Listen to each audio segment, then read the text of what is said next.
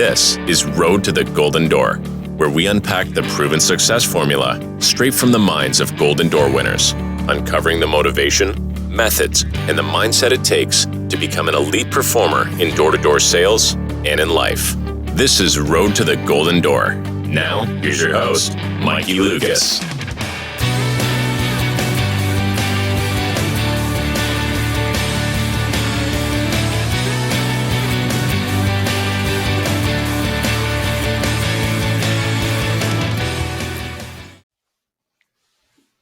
What's up? Welcome back to the show. I got another killer in the industry. Tyler Wyman, what's up, bro? Welcome to the show. Hey, thanks for having me, man. I'm super excited to do this. Let's go, dude. So Tyler has been going on his 7th summer, knocking doors, all pest control. The homie sold gumballs back in elementary school, made some money, and flipped it. And now the kid is living in Idaho part-time, living in Hawaii part-time, and even in Oregon. So you want to talk about living the life. Tyler lives it. So Tyler, welcome to the show. I appreciate it. Thank you. It was good to meet you in person too this last weekend at Door to Door Concept. That was cool to connect with you. Yeah, dude. I love your energy, man. And I'm excited to have you on here, dude. Looking forward to it. Love it. Cool. So for everybody that doesn't know Tyler, who is Tyler? Yeah, so I grew up in California originally.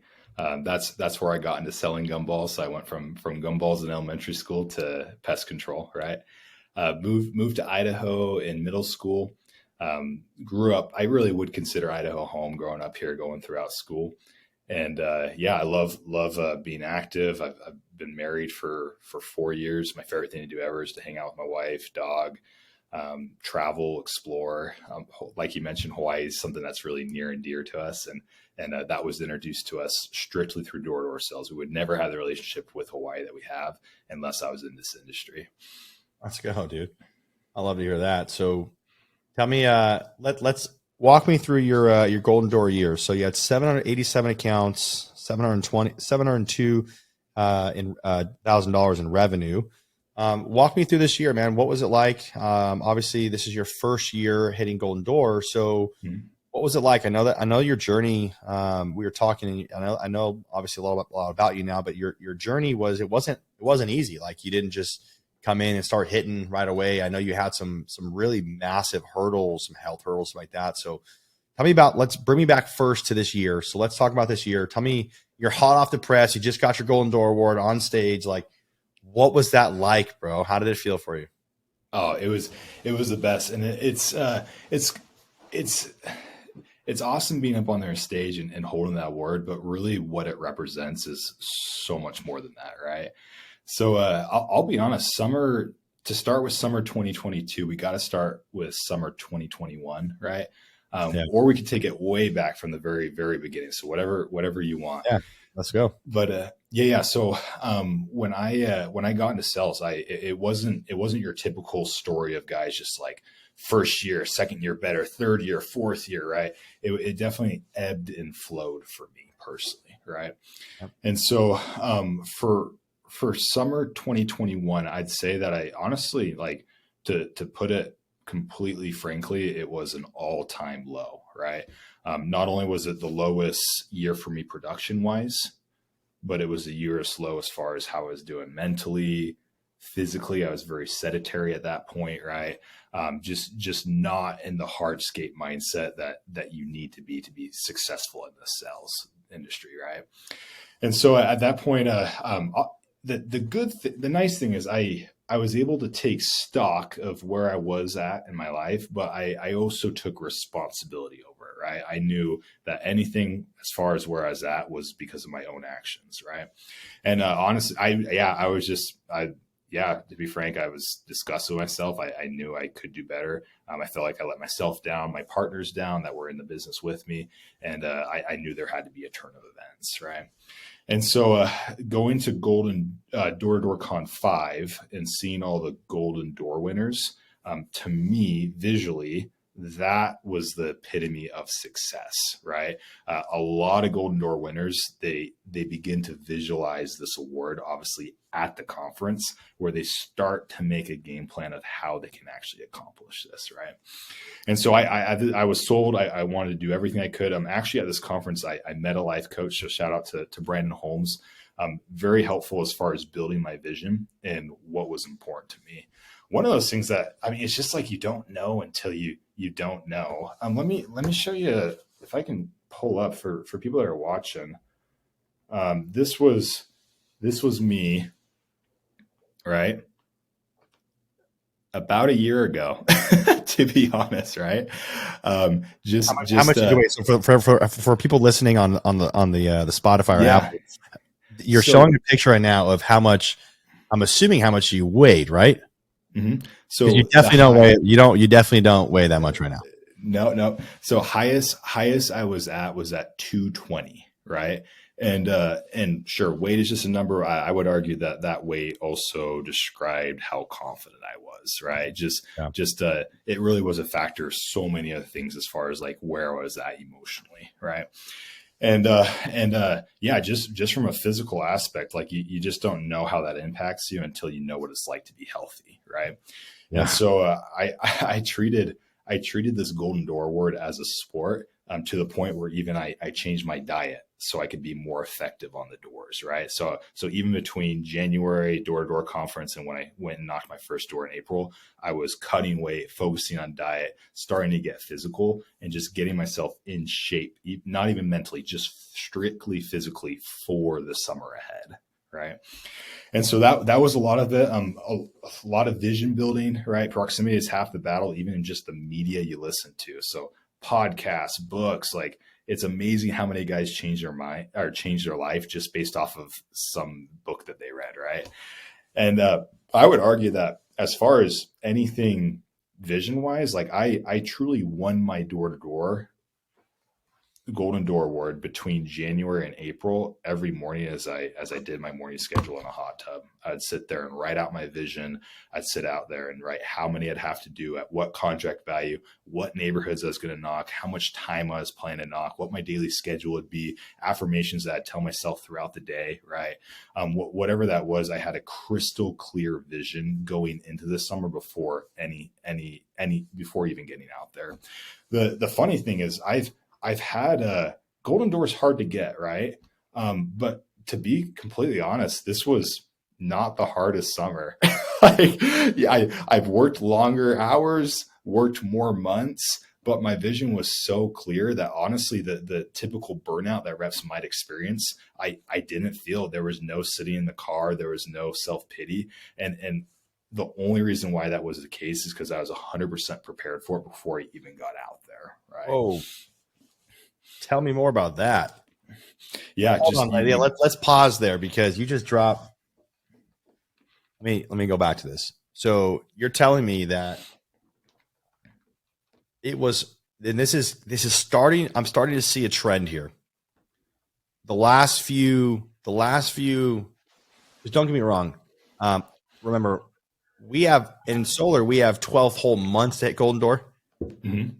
You guys have like a whole 2.5 months, obviously, like right, for 4 to 5 months, whatever. Like you basically have half the time to hit your Golden Door when we have a sprint. Yeah. So you're telling me that, and I want the listeners to lean in on this a little bit. So Tyler, tell me a little bit more about that. Let's dive into that really quickly, and then we can get back to where we're at. But you said that there was the mental side that you had, that you were vision casting this, doing that. Why is it that? Let me ask you this first, and then we'll get into that. Why do you think people think that that's not the answer? I think people don't realize how important it is to sharpen the axe before you get out there, right?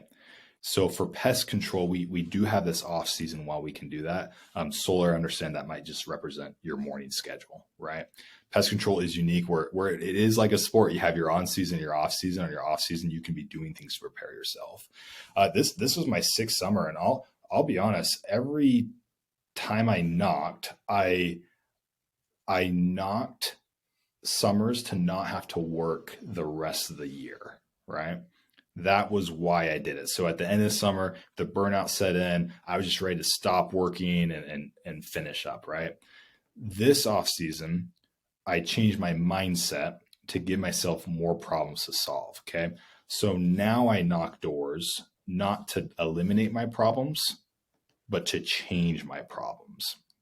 Maybe I'm not out there pounding doors and knocking hard, but now my new issue is, hey, now I got to work on myself physically. Now I got to work on myself mentally. Now I got to start sharpening up my training skills, right? And all those factors matter so much as you go into the summer to be successful. Yeah, bro. Okay. I appreciate you sharing that. Now let me kind of throw another angle at you. So here, I think let's talk to the people that didn't hit Golden Door this year. Okay? Mm-hmm. Or they, you know, by the time this podcast comes out, it'll probably be like, you know, March, and their motivation, I guess you could say, to hit Golden Door, to stay consistent, they have not prepared themselves well, or they've already lost the motivation or drive, you can say ambition to hit that. The will to win is no longer there. Mm-hmm. So what do you do in that case? Like, what have you done? Because your story is so powerful about the struggles that you went through, and yet you came out like a raven, and you're just freaking, dude, flying now with the Eagles. Like, what does somebody do when they're down like that? How do you? It's a question I get asked all the time, so I'm interested to see, because I didn't know how much you struggled until obviously we started talking more. But like, because I think, man, Tyler, let me tell you this. Let me just be real with you, bro. Like, I think I use this social media, the podcast, as a platform for my weaknesses, bro. And I think men need to be talking more, not glorifying their weaknesses, not be like, oh yeah, like, I suck. Like, not being less alpha by any means, or top G, right? Good. Mm-hmm. Not being less, whatever Jordan Peterson would call that. Totally but I think we need to talk more about our weaknesses, because otherwise, for instance, if we don't express things like, for instance, financial turmoil in your relationship, marital turmoil, like if we don't talk through those things, what happens? We suppress them. They eventually blow up, whether it's a month, a day, a year, 10 years, 20 years, whatever. It eventually comes back up. So your struggle, your story is so impactful. And I want to know, because people ask me all the time, because they know, like, the whole drug use, and the drug use. And now I'm like, now I'm at this multimillionaire. It's got, thousands of dollars a month in passive income. Like, how did I do that? It's like, they think my story's crazy. And I'm like, dude, my story's not crazy. I just did what the successful people told me to do, surrounded myself with the right people, believe that they said the 5 people you hang out with is going to be who you're going to be like. And I'll show you who you're going to be like in 5 years by showing me the people you hang out with right now. So I stopped hanging out with people. I started hanging out with, Tony Robbins on YouTube, and, the top, pastors on YouTube, people I wanted to be around. I started spending time with them on YouTube, even though I wasn't with them. I spent a lot of time with them. So technically it's the same thing. So my question for you, Tyler, is, look, when you get knocked down, how do you get back up again? Love it. Love it. No, you preface that perfectly, where a goal's only as good as it is until it becomes inconvenient, right? And that's why it's so important to get that vision down crystal clear and have everything that you're doing focused on that even before you start performing, right? Now, when I'm out there, you got to be doing things to keep you motivated, and you got to keep doing things to keep discipline, right? And for me, what that looked like is running through a morning schedule where I'm focusing on my affirmations, I'm focusing on my goals. My wife had a goal board that was perfectly, it had every single revenue mark that I needed to hit, and I could put a star on it so I could actually visualize like where I was at on the goal, right? And that's what my mornings consist of. And then as I'm going out to area, I'm listening to very specific books that help me get in the right mindset. One that gave me my best month ever in Hawaii this year was Endure by Cameron Haynes. very powerful book. Literally taking principles from there and just having that in my head, right? It wasn't that I was like hyper applying or anything like that. Just the principles in my head, it pushed me to a whole nother limit where I was able to have my best revenue month ever in Hawaii, right? And so, just staying consistent with everything that you're doing as far as your schedule goes, your hours knocked, and then of course the things that you're putting into your brain throughout the summer is just so important to keep that motivation. And consistency is huge. Like, for me, took me about 6 months to hit Golden Door, and I didn't take a single day off. I didn't have a single lunch break, right? Working 8 to 10 hours a day. And it's just consistency. I would argue that I'm not the best sales rep in the world. Frankly, I don't know if I've had the training or if I've been around the exposure to really gain that title, right? But what I am good at is just doing the same thing over and over again and not deviating that at all.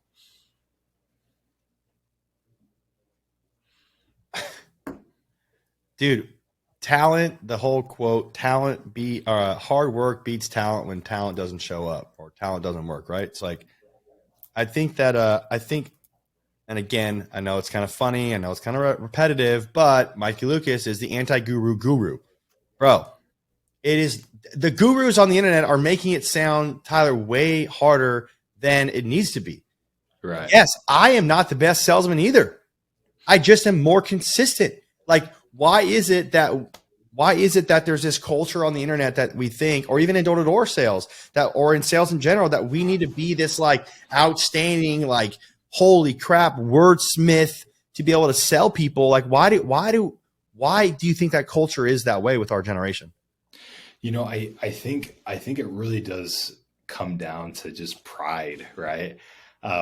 One neat thing that was talked about at Door-to-Door was just some motivators, right? Morgan, he was one of the Golden Door winners for pest control, but he talked about the primal and during the pest panel. Yep. So it was fear, love, and pride. Yep. And I think there's just a lot of pride going on, and pride can be a good thing because it ultimately was like a major motivator of 4 out of the 5 guys that were on that pest panel, right? But I think it could relate to some damaging things too, as far as like what you actually have to do to be successful versus what it actually takes to be successful. Because when it really comes down to it, like, I've worked with alpha males, the football players, 6'4", gorgeous dudes, right? And they can't hang for a week. And then I've worked with the guys that, buy their pants at Walmart and they're just willing to be consistent, grind hard. And sure enough, there's your best rookie of the year who just made 80, 90 grand, right? Yeah. Talk to me about that then really quick. I want to know what your opinion is on that then. And these are like concepts, ideas around like, really what I'm trying to understand is Tyler, your mindset, right? Like there's so many people that listen to the show that vibe with you specifically, right? Mm-hmm. Tell me about your idea. And that's why I want to try to unpack and unwrap this, like, who is Tyler, so that people can come back and listen to the show over and over again. And can say, well, if Tyler can do it, I can do it. So Tyler, tell me about where pride will destroy you. Yeah. So just to start from like the very beginning, it's funny. That's how I got into door-to-door sales, right? I didn't know anything about it. I was on a religious mission, right? And I had a roommate, and he'd done door-to-door sales before he started his religious mission. He was the only guy out there who'd ever done anything door-to-door. He would tell us how he made 20 to 25 grand. And that was big money to a bunch of 18-year-olds, right? Yeah, for sure. Not that I had any idea what it was or what it even took or like any base knowledge of what the job was, but the pride of myself as an 18-year-old, hearing him making that much, I thought to myself, oh, if he can do that, right? Like I think I could do that too, or maybe even better, right?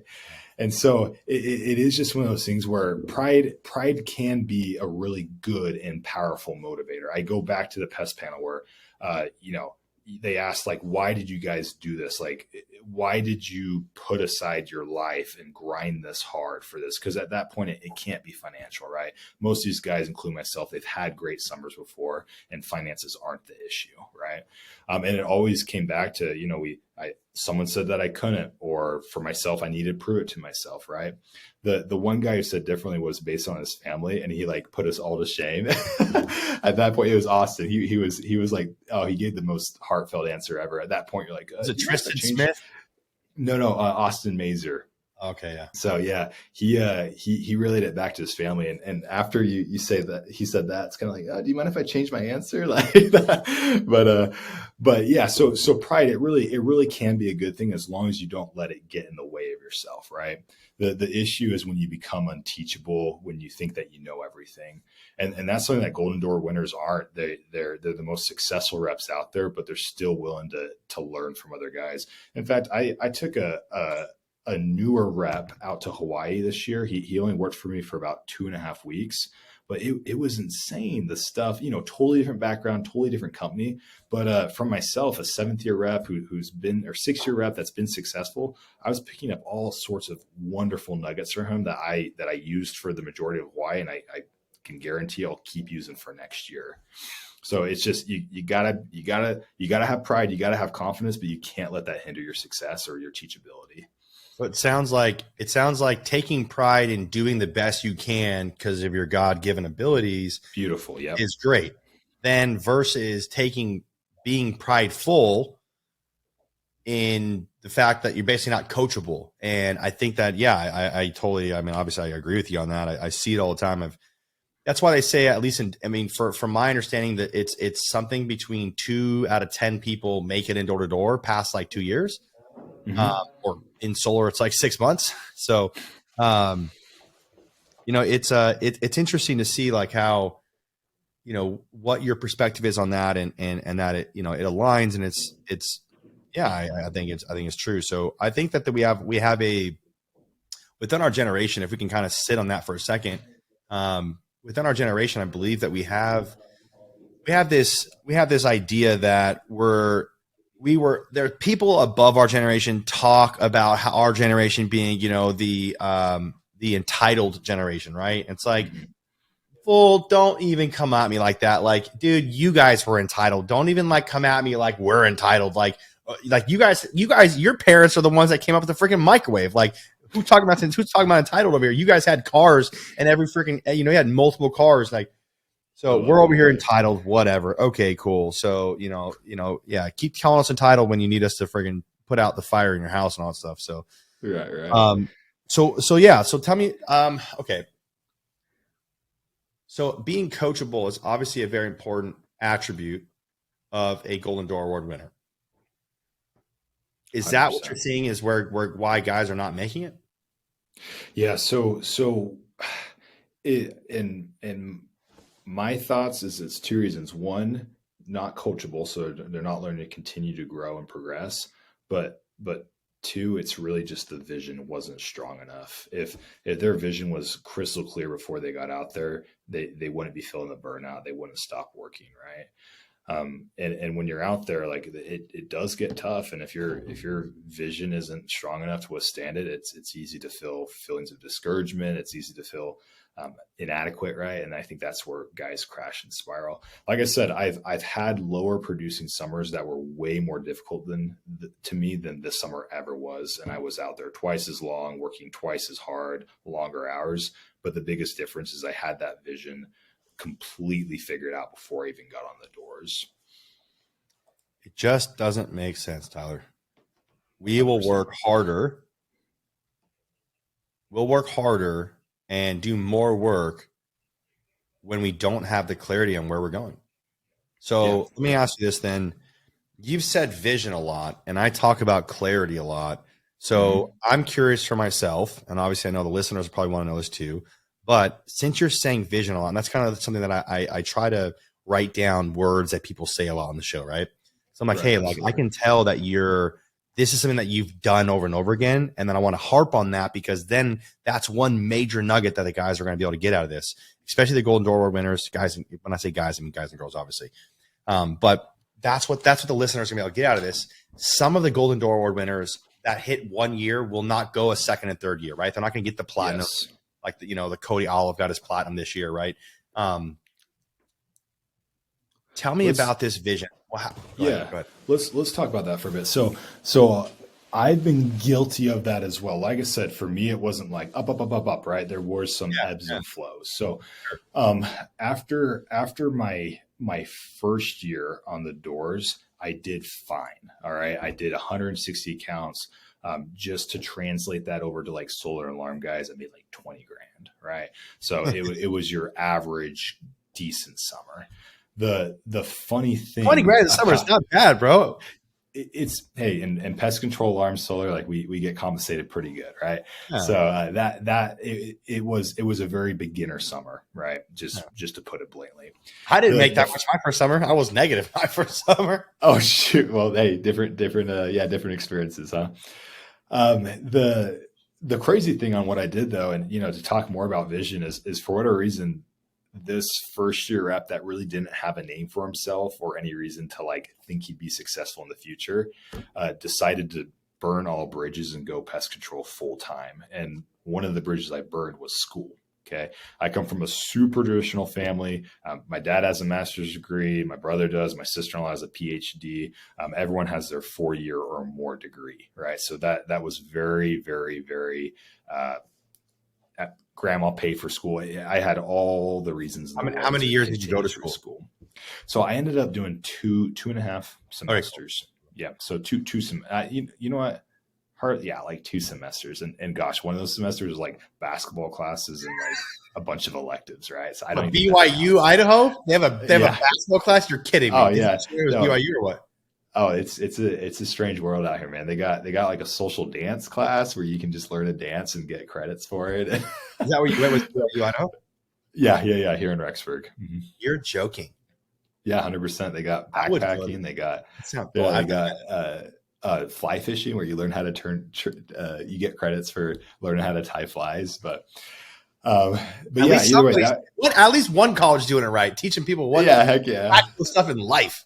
Oh, 100%. Everyone's got to learn how to tie a fly, man. So, but yeah, in that situation, like that was a big deal to me as far like my plan was to do 4 years of school, like literally everyone else in my life. Right. And so this first year rep cut off school completely, told my parents, hey, I'm done with school, burn those bridges, and wanted to go from 0 to 60. So this little guy was going to start a pest control company. He wanted to open his own branch, and that was going to be the career, right? I figured, man, if they can pay me 20 grand, imagine how much money they're making. Right. Foreshadowing commissions to be told. Right. But yeah, second year, it was a big difference. My vision was there. I knew I had to have a top producing summer to get recognized by the CEO's advantage. I knew I needed to prove myself to be a potential partner. And I went from doing 160 counts to 755 my second year. Commissions 10x'd. Right. And that's really where everything changed for me. Everything that I did was to create this branch and to make that my career, right? Second year was just as successful. I sold a little bit less, but I managed a team where I had the number 1, 2, and 3 best rookies in the entire company, right? Just a really successful summer again, where we put on a small team. We put on a ton of accounts per rep average, right?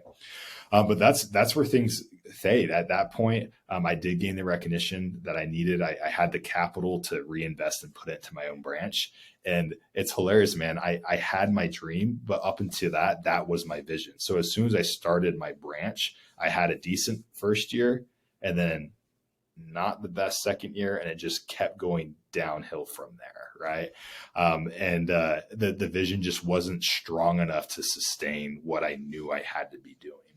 And that's where like the sedentary lifestyle comes in. That's where like weight gain was put on, mental mindset. It really is like the body where you can physically work on it and it can get stronger. Just mentally, you can work on it mentally and get stronger. Right.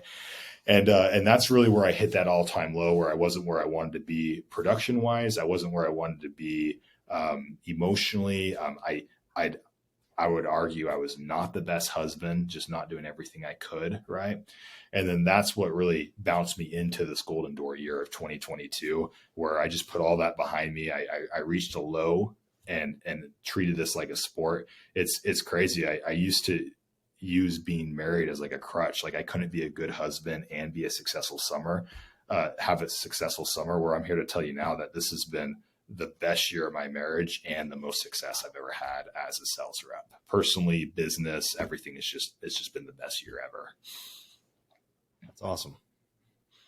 So my follow-up question is, since you're, and it doesn't have to be perfect, Tyler, but for the listeners, this is something that I get asked this a lot is, how do you create clarity? How do you create vision? So let's just talk about your vision board first, how you did that, what that looks like, what your process is for that. I could tell you mine if you want to know that after, but I want to know how, because I'm obviously a student in this as well. It's one of the cool parts about having a podcast, but obviously the people that are listening too, like, that's my goal, is to add as much value to just focus on first the best real estate you can invest in, which is 6 inches between your brain. And, you know, 100%. Mine, it might be 7 inches. I think I've got a big head. I don't know. Tell me how you create a vision board. Let's start there first. Yeah.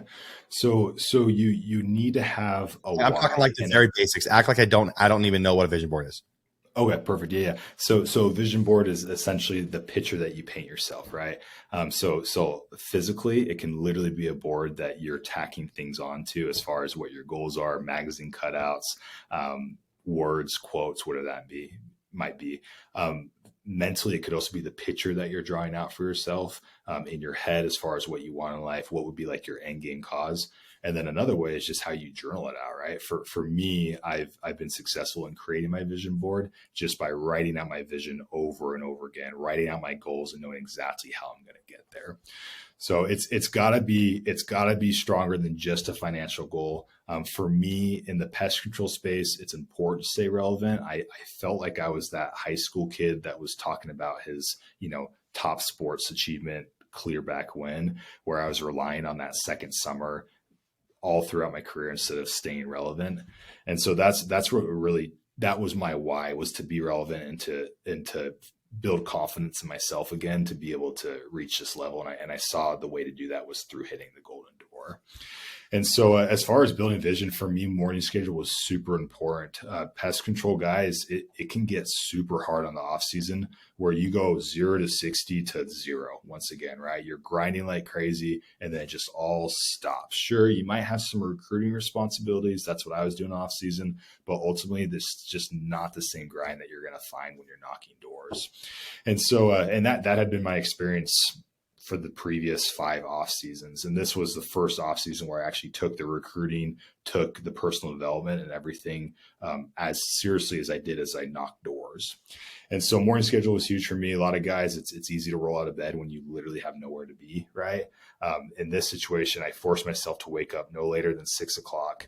First thing I do was get to the gym, run, which was totally out of my comfort zone. Like, I can't stress enough how little physical effort was really a big thing within maybe my family, like that consistent working out. Growing up, I did no sports. I was like the student council kid, right? Student council did like a little bit of debate for a year, freshman year, like that was the niche that I was in. If anyone knows me, I've literally done the opposite of anything athletic in my life, right? And so that was a big move for me to even go run on the treadmill in the mornings. But every morning I woke up, I understood that doing hard things would make life better, right? And even if you have nothing to do and you have this off season where you have nowhere to be, you can still create that already. You can torture yourself in a way, and in some ways that's gonna come out good, right? And so I'd hit the treadmill. Then I had a specific morning schedule that I would follow. A miracle morning is a great reference, where I would write out my goals, I would write out my affirmations, I would revisit that vision. I would just have a notebook just like this, right? And I would write like mean things about my competitors and how I was going to dominate them, right? Like just the craziest stuff. But that's what it took to actually build that vision, and so I could move forward and execute on the year and kill it. And yeah, like I said, I mean, really, I usually, like, you might get guys on here telling you how hard that golden door year was. For me, this really was one of the easiest years yet, just because there was no burnout. I knew exactly what I had to do and what it was going to take to get it done before I even got out there. Awesome. What was some of the, I'm curious now, what were, just out of curiosity, what was like one or two of the words, or other than like the exact revenue and the money, like, right? Like what was some of the, let's talk about Andy for a second. I want to bring your family into this, your wife into this. So what was some of those things? I just got married, and Congrats, man. That's awesome. thank Best you. decision I've made. So that's awesome. Yeah, we're having a really good time. Let me go back to this first, and I'll get into your wife. But Mhm. one of the things that I do with my vision board, um, rather one of the things, not with my vision board specifically, but with like rehashing or going over. Oh my gosh, I'm drawing a blank on the word. Remembering over the past year. What is that called? Reminiscing. Reminiscing. Yeah, basically reminiscing or remembering. There's another word for that. Anyways, looking back. Okay. Yeah. Looking back and measuring, like basically it's like measuring, reminiscing, right? Same thing, same concept. I forget what it's called. I have no idea why, because I'm not even trying to focus on that. But anyways, one of the cool things about being married was this was our first year. We've been married now for, I think it's been, what is that, 8, 9, so 10 months now. Okay. And in January, I always go back and do a reminiscing, whatever the heck that thing's called. For some reason, I can't think about it. Drawing a blank. Do you have the word? I thought you had the word. Never mind. We're good. Reevaluate it. I don't know. Yeah. Evaluate. Okay. So anyway, so I iPhone will create, you can create a series of pictures and videos, a collage, Right. if you will, to go back and look back at what happened with the year. So one of the things was travel with Ryan on my vision board. So for some reason, and I don't know why, but I usually do this every single quarter. And for some reason, I guess I didn't reminisce on what happened on my October 1st time frame on the first of the quarter. I always do that. I did. I remember I have it written down what I did, but on January 1st, it was really December 31st when we did this, but I did it for the first time with my wife, and I showed her everything that we had done that year, and I was like, bro, like we had a freaking solid year. I was Right. like, Right. this is really cool. But to look at my vision board and be like, travel. One of the things that's on one of my other boards is when things get hard, remember this. And one of those things to remember is is to travel. And it's like, it says a travel exclamation point. It says, make sure you travel exclamation point. Because when I travel, I can't imagine. I was just looking through your Instagram earlier. I'm like, dude, like how cool it would be to be with your wife in Hawaii. Like those visions, those things you see, just like you talking about exploring, like that's what gets me super pumped up. So anyways, having that on the vision board. So I want to talk about with you and Andy, your wife, which she's awesome. I met her at the event. What are some of those things that you have? And here's why, let me preface this first, is that the reason why I'm asking you this is because other Golden Door Award winners that are married, every single one of them has told me about the struggle that they've had with their marriage in a positive way and what they're doing. And this is also for the other Golden Door Award winners that are not married, that are like, there's no possible way I can get married because I'm doing this and this. Like I can't fit in another, a wife, right? Like it's almost like they've lost hope. So they're not even going to try to do it. So that being said, the reason why I got successful, because I saw in my first years knocking on doors, I was like, there's no way I can ever have a girlfriend or get married because this is consuming all of my life. Then I realized like 90% of the guys in my office at Solar City were all married and had like 5, 6 kids, right? And I'm like, how in the world are these guys hitting an average of 11 deals a month, 10 deals a month? And I'm over here doing the same, but I have no time in the day to do anything else. So becoming more efficient, effective, and productive was the goal. So anyways, that being said, the goal is to be able to share some of the things that have worked and not worked with Andy, with your wife. So tell me a little bit about your vision board and what things you guys were able to check off this year and how that makes your marriage exciting and inspired for the future. Right. Yeah. So it's super, super important to have your spouse invested in the vision as well, right? That you guys have created that together. What I love about Andy is that she understands that if we wanted balance, we would have both gotten 9 to 5s, right? There's no balance in door-to-door sales, especially for pest control. It really is times and seasons. So it is a major sprint throughout the summer where you are really working gosh, close to 12 hours a day. Right. And we're both on the same page that this is what it takes to achieve our goals. And we're willing to sacrifice and do that together. And she is the best support I've ever received. It's so funny how I used to use a wife as maybe an excuse to not be successful. But in reality, if you're married, you have the best hookup ever. You have someone that supports you, loves you, you provide for each other, right? There's no excuses to not find success when you're married, and you have someone to take care of. Like, this is a big deal, right? And so just everything that she did, even from just providing, right, as far as like meals, right, or get, like, she's the best. She packs snacks for me, like specific diet related snacks, so I had good energy on the doors, right? The vision board that she created as far as this, putting the stars on at certain revenue marks, right? That was more important than maybe she even knows as far as my vision goes, and how much I really appreciate that. So when she listens to this, I want to say thank you to her, right? And just being able to have that vision together has been the most rewarding thing possible to be able to work towards together. I love that, dude. I love that. That is outstanding. What's one of the struggles during the Golden Door year? I know that she was obviously super supportive. I want you to be as raw with you as you possibly can. What were some of the things you struggled with? What was one hurdle you guys had to overcome during your Golden Door year? Yeah, so obviously, time apart from each other, even though we're on the same page, that is difficult. It's always the night times that are the hardest, because, as you know, spending 8+ hours a day just talking at people on your feet, by the time you get home, it's hard to even relate, right? Maybe that's an excuse. I don't know. Maybe other guys can relate to that, but nights are typically hard, where it's like, eat dinner, try to have conversation, go to bed, unwind, and start the day.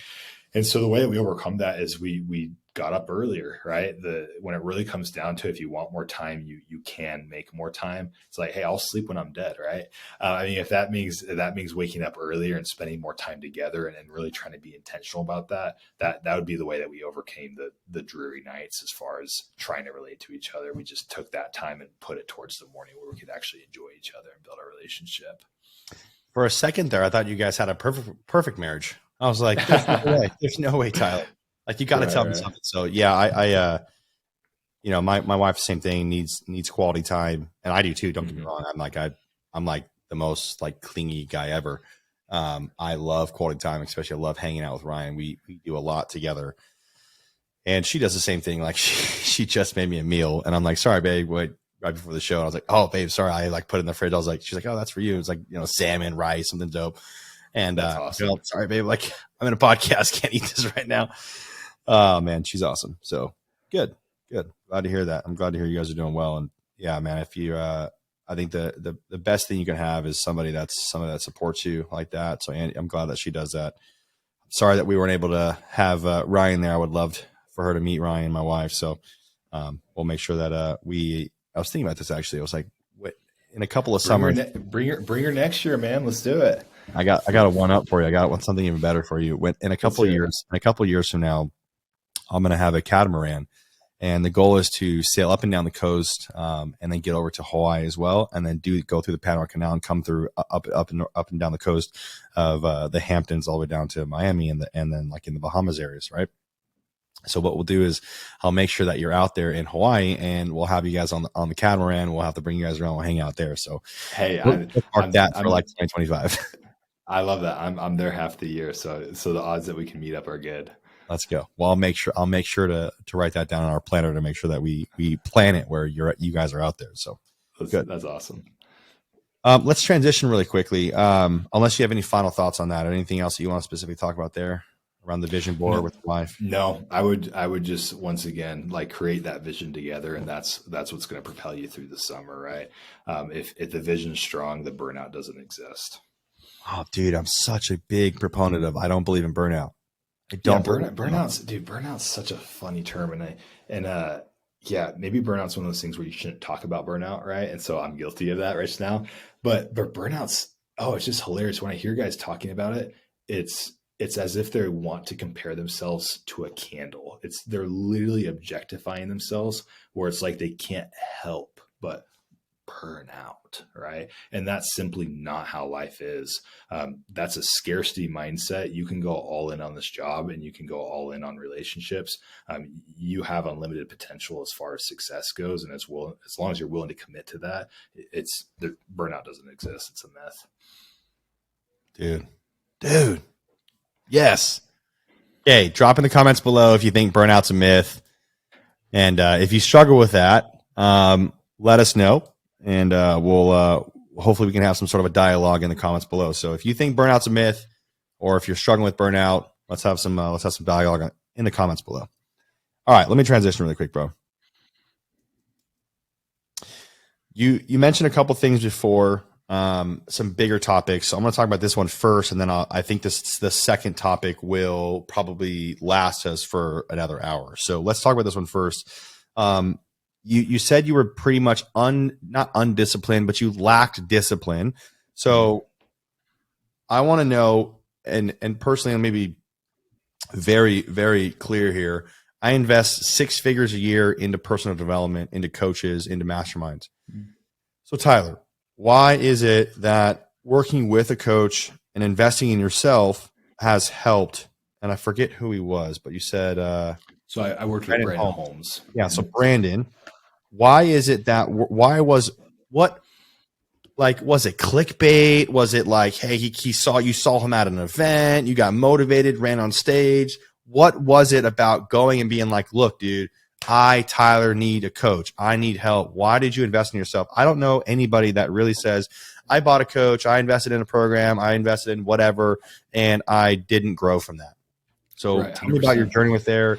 And so what's up with that? How's that paid off for you?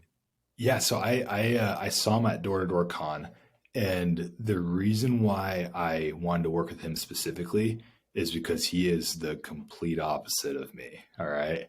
So just anything that I am, he is the complete opposite. And I find tons of value in working with people like that. In fact, one of my assistant managers last year, just totally different backgrounds. I'm from Idaho. He's from like Tacoma hood. Right.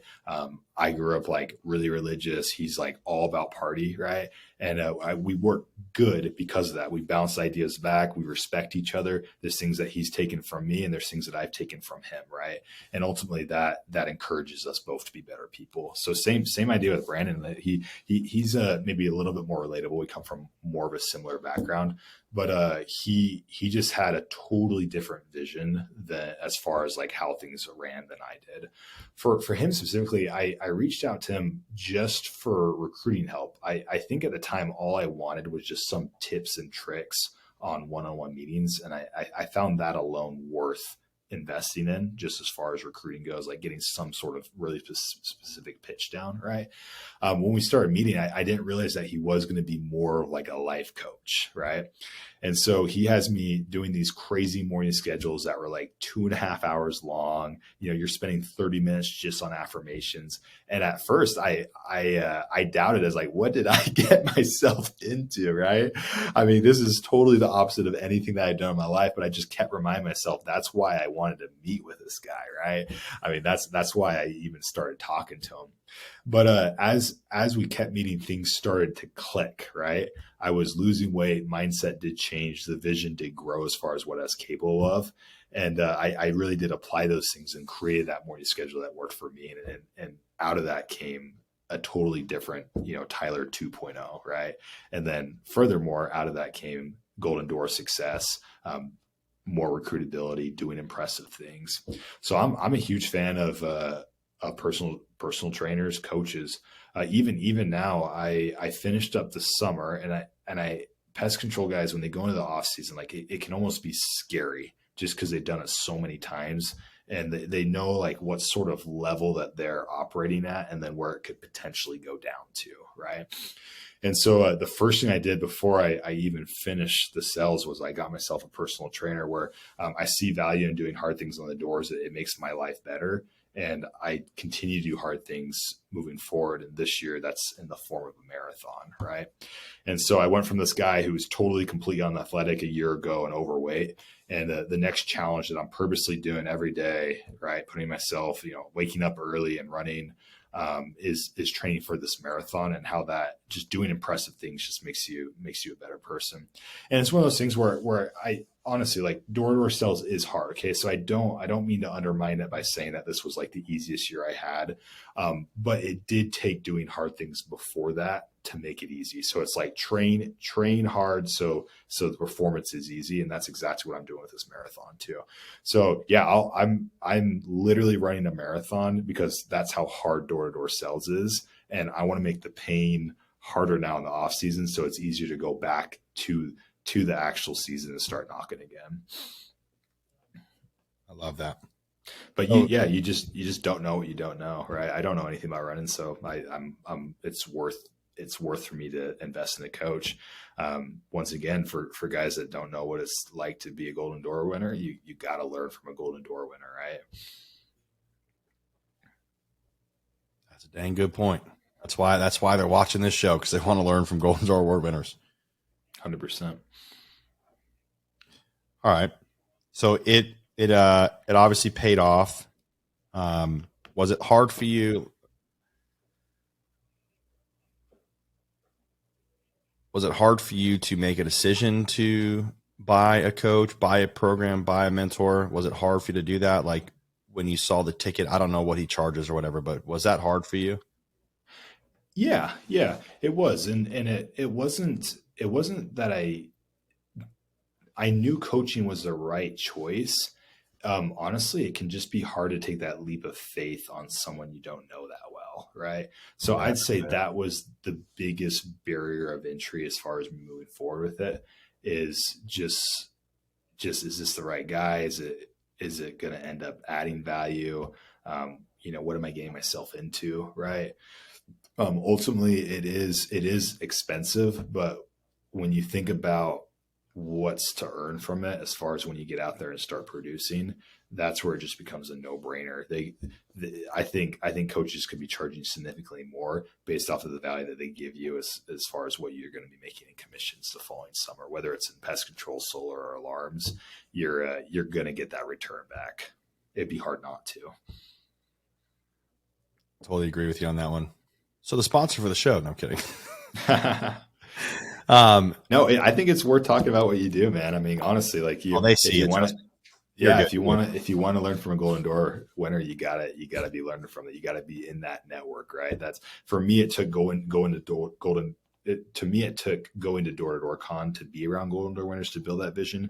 If you didn't have the ability to go in person, the other way to do that is to shell out some cash, right, and get yourself into a network that is already doing that sort of thing. Yeah, my mentor Cole Hatter for the last 5 years, he got me to swipe my credit card for $30,000, which was more than the car that I was driving to the event was worth. Right. Like when it was brand new, and I paid $30,000 to buy proximity, to buy into a group for 1 year. I'm like, I knew I needed something. I really was feeling compelled to do that, but it was hard, bro. It was hard for me. That's why I wanted to ask you like where you're at. I didn't want to like give you my opinion first, but it was really hard for me to be like, yeah, I need to do this. Cause I was like, it was the whole Tony Robbins thing. This dude is like sold millions and millions of dollars, hundreds of millions of dollars from stage goals sold. And I mean, I almost want to say he's better than Tony, but cause Tony's got more results. He's not. So, but he is, he's great. Right. But I was like, dude, I'm going to do this. Like, let's go. Went in the back, sat down with one of the dudes, Brian, and was like, yo, let's go. Let's get this done. $30,000. And I was like, what the fluff, dude, are you talking about? What?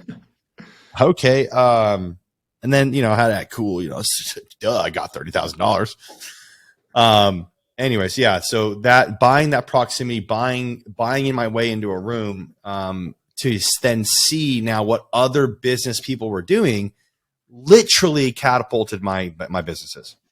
So how did that change your vision completely as far as like what you could accomplish? Dude, I was limited on what I could see.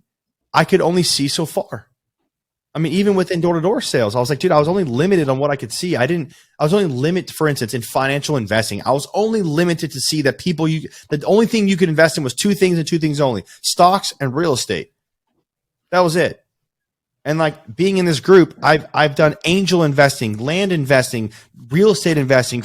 I've got 23 franchises from being around these people, being in this group of people. It's like, dude, like I've got tens of thousands of dollars of passive income every month. I almost have $30,000 a month. Dude, I don't think I had any passive income back then. I think since I paid the 30, bro, that's crazy. I have to look that up. I don't think I had any. Maybe I did. Hold on. 2019. No, this was March. Bro, I had zero. Bro, I had zero in real estate. I had one real estate property that I got. Okay, so I had zero passive income. That year, I made, I think, like $5,000 or $6,000. I started getting passive income from doing that because I was confident that I could go to people that had the answers if I had a question. Right. Oh, dude, I had zero passive income in those years. Zero. Wow, that's crazy. It's just crazy what your circle can do for you, right? And not all of us, and I'd say more likely than not, we're not naturally put into circles like that. So if you need to pay to do that, it's 100 times worth it. I don't know many people that, the whole quote of you can go far alone, but you can go further together kind of thing. I don't know many people that do it alone. Yeah, there's no such thing as a self-made millionaire. Like, you know what I mean? I don't know. We all had help somewhere. We had someone that boosted our vision, or partners that got us to that point. Wow. So, okay, let me close it off by saying, I think one of the things that I've seen, especially with pest control Gold Door Award winners, but definitely in all the other industries as well, but specifically in the last like 6 or 7 interviews that I've done have been pest control guys. And the thing that I'm seeing a lot of is that you guys had somebody that was a pace setter for you. And it sounds like the dude Brandon was a pace setter for you. Is there any other Advantage Marketing? Was there any other Golden Door Award winners in this year? There was, yeah. There's different ways to win a Golden Door. So there's like the 1,000 account rep and then the revenue rep, right? Oh yeah. And so yeah, there were like different guys that did it this year as well. Okay, so you had some other guys that you could kind of bounce off of, not including all the other guys you saw 2 years ago that were on stage. You had those guys, and you had some guys that were other pace setters in your. Is that not correct? Like you had other guys to look at. Yeah. To be honest, I'd say that I was probably more familiar with guys from like other companies, right, doing well, and so those were the guys that I was really looking at.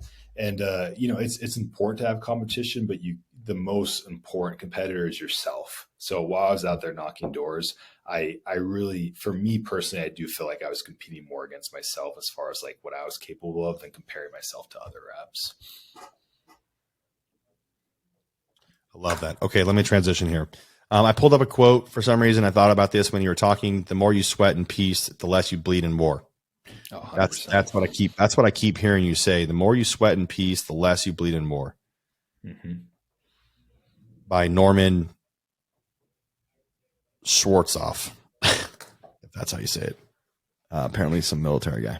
So I thought about that. And I was like, you know what? I think this is kind of what I'm hearing Tyler say is the more you prepare in your morning routine, and prior to going out into your blitz, the easier it is for you. Yeah. For pest guys, that could be the off season. For solar guys, that could be any time that you're not on a blitz, right?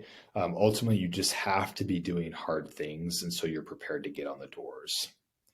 So any way that you can, and all of this is like self-induced, right? Like I don't want to use the word torture, but like you're doing it to yourself, right? And so, just earlier this week, I ran 16 miles, and for me, that was torture. That was the longest that I've ran up until this point, right? But I'm doing it with the vision in mind of how it's going to affect me and help me this coming season. You want to know something? I've never done a cold plunge in my life. And this morning I do cryotherapy 3 or 4 times a week. Okay. I'm like, dude, no, screw that. Like I don't have enough time to do cold plunges because you have to get wet and then you got to dry off and then you got to take a shower. This morning, Tyler, I went downstairs, I walked outside and I saw the hot tub And the hot tub's like steaming, and it's really cool. It's like this, near bungalows and cabanas in my building. And I was like, oh, there's the pool. Like, is the pool cold? I was like, it's freezing outside right now. Is it pool cold? I touched the pool, and the pool is absolutely freezing. So in my head during the gym this morning session, I was like, I should jump in the freaking water, because one of my boys, Josh Peters, was like, yo, bro, you need to be doing cold plunges a lot. And Stephen Cohen does cold plunges. I know that's a really big thing right now. People are doing cold plunges. And I'm like, I find every excuse in the book to be like, where am I going to put this cold plunge machine in my house? I don't have a cold plunge.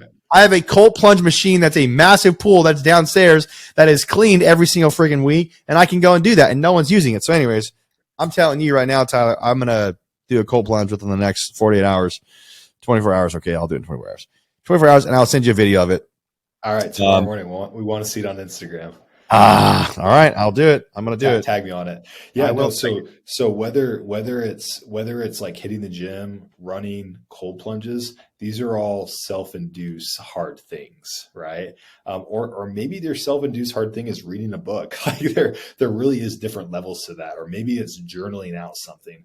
But as long as you're doing something like that daily, you're becoming powerful, right? And essentially, that's just going to translate to when you're on the doors. It's just going to be a totally different experience than if you were just to go on there and not be taking care of yourself throughout the day. Let me ask you this. This is a random question I thought of that I've never asked before. What would you tell second year, first year, second year, third year, Tyler, now after you've won this Golden Door? What would you tell yourself? So I would specifically tell third year Tyler to just keep going, don't stop, right? It really became this thing where it was time. It was too seasonal. Life was too seasonal where really I would be doing pest control sales, so I didn't have to do it off the off season, right? And so if I could go back and tell myself something, it'd be one, just keep doing hard things, keep staying motivated, and keep doing things throughout the full year, and just do whatever you can to stay relevant.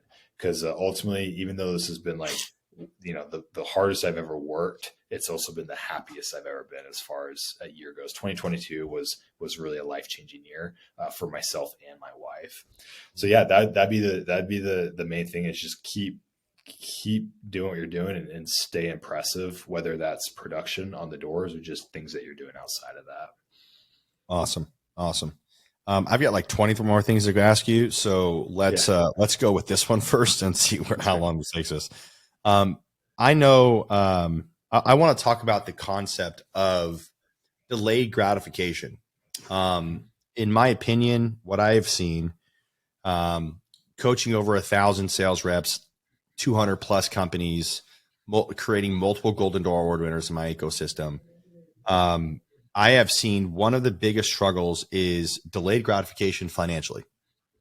Yeah, and 100%.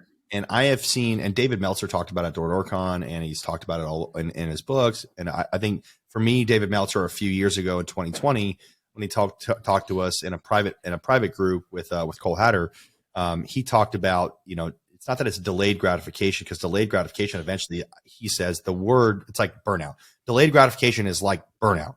You can't talk about it, because if you delay gratification for too long, you're not motivated anymore. Like, you're just done. It's over. You end up burning out, I guess, right? Or whatever. Right. You end up quitting or throwing in the towel. So that being said, with delayed gratification, let's talk about that topic a little bit, because I know that our generation is very instant gratification.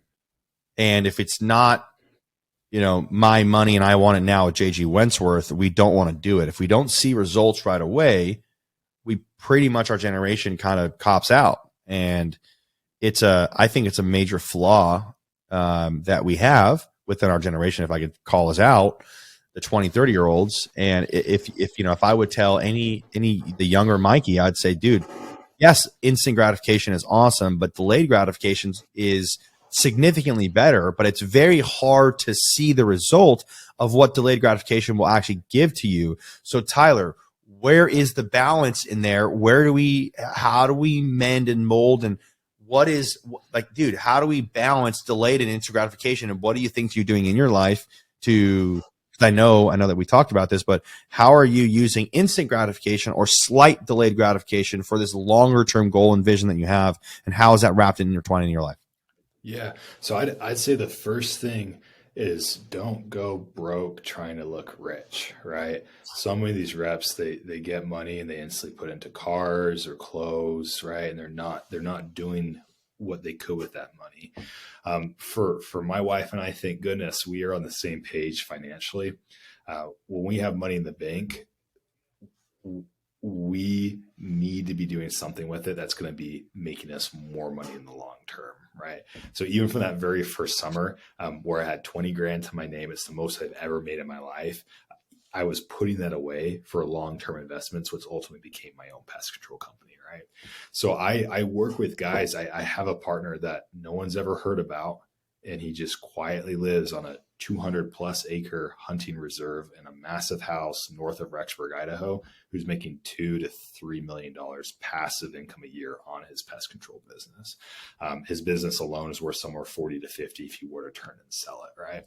And watching him has been the perfect example of delayed gratification, where I met him. Literally, he was driving a minivan. That's who I decided to work with, which is kind of funny in its own right. Uh-huh. But this man, like even by that time, he was a multimillionaire. He had a pest control company that became the largest company in Seattle, right? And so that's where my vision's always been. My wife and I have done the same thing. We have my second summer, I bought a house and we kept our mortgage extremely low. It's in the $600, right? That's one of our main expenses, and everything that we make, even my commissions, A week? I put, yeah, $600 a month. Come on now, this is Idaho. So, but even commissions that I could be taking from my business, we reinvest it back into our business that we own in Portland, right? And we're honestly some exciting things to announce just this coming fall, but we're even delaying that gratification even further to follow dreams and to make some vision a reality this fall in Hawaii, right? And so yeah, just really grateful that first of all she's on the same page with me, but you just got to be putting this money away to make you more money in the long term, because these commissions really are fleeting, and 100K nowadays just doesn't go as far as you think it should. Okay, so for you that works, but for half of our generation that doesn't work. So I guess what is it, like the fear of not having anything? Like what how do you convince one of your sales reps to that, you got to put money away, you got to invest? Like how do we convince people that you can't spend all you just said, don't go broke trying to look rich. Like, yeah, duh. But like, okay, so like practically speaking, how does that work for you? Because that doesn't work for a lot of people. Like they are too, I don't want to say, I guess, addicted, They need but to like be spending it. Yeah. Yeah, dude. So what do you do? And I've got tons of strategies within my financial courses and stuff like that I talk to people about, because I'm big on that, because I wouldn't be here if I didn't scratch the itch in the back of the head is what I call it. Right. Yeah. Honestly, I'll be honest. I have a harder time relating to people like that. I don't, this was maybe more innate as far as like how I was raised. My father was a really good example to me financially as far as like where money should go and how it should be spent. Right. But one of the things that might need to happen is everyone needs their heli crash story, right? Like sometimes you get commissions and you have to experience how fast it goes to understand that for the second year when you get money again, right? And I can only imagine that a lot of guys do learn from experience, where they get that first back end check and then just completely disappears. Where their second year they probably are more smart about it and they understand more where to put that money and how to invest it, right? But what the one thing that I can do and encourage guys is just to always be looking at investments, always be researching it, become obsessed with real estate, stocks, crypto, whatever that is. When you're thinking about those things, that's where your money will go towards. Versus if you're thinking about the cars, or you're thinking about the clothes, or you're thinking about the jewelry, whatever that is, that's typically where your money will go towards, right? So I've worked with countless reps on either side of the bargain. I think guys typically do come around. Sometimes it just takes a little bit more learning on their part. But I'd be interested to hear more about your strategies as well. Yeah, I agree. It's hard. I think guys end up learning from experience, but I think a lot of times, especially in solar, because there's so much, instant money in solar. Mm-hmm. I do wish that certain companies would pay less or like drag their money out more at certain times, because I think money destroys people a lot of times. Yeah, I think some of the main things that I've noticed is, I agree. People do learn on experience. I think the main thing there is that it's more of a they feel like they can't go back. Like if they move back, like there's like, it's almost like this shameful thing to like move back with your parents. Like, you had a baller year, you went and bought the high rise, you went and bought the BMW, and you the next year, I mean, you blew it all, and then you don't have any money for taxes, and now you're afraid or you're scared. And this happens all the time. I get DMs about this all the time, and they're running from the IRS. They haven't paid their taxes, and now they don't know what to do. So now they're like sitting in front of the table with the homeowner. They're like, hopefully you buy from me because I need to pay for my. It just becomes commission breath at that point, and it just leads to this downward cycle of this perpetual like, I'm never going to get out of this, and they're living on the credit cards, and they're swiping the credit cards to maintain that status that they had, because God forbid they admit that they have a problem, and get out of the hole and talk to somebody about that. And that's what I did. So it's not that I'm talking about somebody else. I'm literally talking about what Mikey Lucas did, and it's so many people that can relate with me on that. And that's why I tell people, like, look, I swiped my card, got $27,000, $28,000 in credit card debt, and dude, like completely destroyed my credit because of that, and couldn't even make payments. So my credit went down to 500, 505, and it took me years, bro, to build my stuff back up. And that's one of the reasons why, because I have boots on the ground experience, not just in door-to-door sales, but also in the finances, which is why I've pivoted and started talking more about finances, because I realized, like, hey, like, sure, can I teach you how to go sell solar panels, past roof, alarms, whatever, windows, what? Yeah, sure, that's easy. That's the easy part. And I always tell people, like, it's not about how much money you make, it's about how much money you keep. So that being said, a couple of things that I do within my courses, coaching program, the whole 9 yards, everything like that, right? And a lot of my stuff that's free is on YouTube. Is I talk about, I use the book called Profit First. This book right there, Profit First. What we do is we separate our accounts. So, and it's actually on my YouTube. So like, people don't have to pay me $30,000 to $60,000 a year to teach them how to do this. Go read the book Profit First. It literally will change your life. We profit last, generally speaking, just like we focus on our weaknesses rather than focus on our strengths. From the book Strength Finders. If you've never read that book, it's a great book to read and take the test. But if the money's in my account, I will absolutely spend it. It is what it is. Like, there's two types of people. Really, there's like four, but there's really two main types of people that do better when there's money in their account. And then there's the other people that do better when there's no money in their account, like low money in their account. I'm the person that does better when there's low money in my account. In other words, I'm still more motivated when I have that. Yeah, sure, I'm worth over $1 million, $1 million net worth. I got a bunch of passive income coming in, but I got to get the money out of my bank account, because if I don't, or I at least have to separate it, and if I don't, I'm literally, it's hard for me to say, like, okay, so once I've seen what I've seen with like the refugee camps and things like that, and like, poverty in other countries, and seeing all these problems that I'm trying to solve, and energy crisis that I'm wanting to solve, like locally and overseas, like, it's easy for me to wake up and be like, let's go make some money so we can solve these problems. So I don't really have that, like, I really want to sit down and play video games, and like, nothing against video games or whatever, but like, I haven't played video games since I was like in high school, like literally junior year in high school, I stopped playing video games. So I don't really I'm not like, oh, I'm going to slowly get out of bed. Like, I'm motivated to go because of what I've seen. My brain was expanded. It can never retract. So what I saw is now what motivates me. But if the money is in my account, I want to say, like, I'm pretty good. Like, I'm not as motivated to go make sales calls and go raise money for the American Energy Fund or go sell courses or whatever. Like, I am still motivated to do that. But if the money's in my account, I'm going to spend it. That's how most guys function. So get the money out of your account, at least separate the money in your accounts. The first major reason why people fail in door-to-door in business is because they're not taking out profit and taking out their taxes. And then obviously for me, what's really big, and I know for you as well, Tyler, is giving back. So giving back, at least 5% of your income to some sort of a church cause or charity. For me, it's 10%, even more than that. But Yeah. that's a big thing. If it's in your account, these guys are going to spend it. For me now, my threshold was like, hey, I got to have $10,000 in my account for me to stay motivated. And then once it hit below $10,000, the fire cranked up. Now it's $100,000. Then it was $200,000. When my bank account has less than $200,000 of dry powder, dude, I am like, holy crap, I have to go. Like something's wrong. All alerts, I got to go. So that's what I teach, and it's very simple. You just take the money, separate it in the accounts. That way, one big account doesn't look like you have $200,000. It looks like you've got 20,000 here, 30,000 there, 40,000 here, 10,000 there, 6,000 there, whatever. So it doesn't look like you have this big, massive a money amount, so that you stay motivated to keep on moving forward. That's what works for me, and that's what works for a lot of the guys in the program. And yeah, I will say one thing that I can relate on is with my career, I divide it into two sections, almost directly in half.